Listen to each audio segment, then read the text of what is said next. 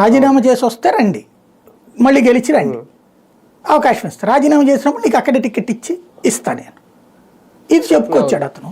వాళ్ళు చేయలేదు, వాళ్ళ అవసరం కోసం వాళ్ళు వచ్చి మద్దతుగా అంటూ కూర్చున్నారు. అంతే కదా జరిగింది. కానీ అక్కడ నైతికత పాటించాడు కదా. నువ్వు అప్పుడు ఏం చేయాలా? నువ్వు నైతికత పాటించు.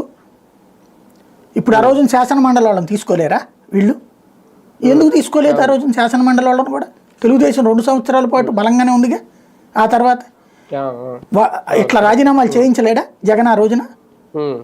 జగన్ క్రూరుడు, రాక్షసుడు, నీచుడు, దుర్మార్గుడు కదా, అవన్నీ చేసేలేడు అతను.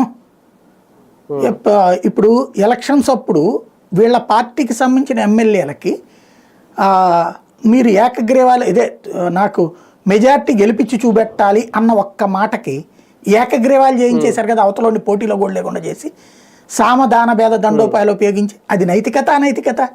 అనైతికత అన్నంగా ఏందే అన్నన్ని ఏకగ్రీవాలు ఏంటి? ఇదేం వేరితనం? పోటీ చేసే దమ్ము లేదా?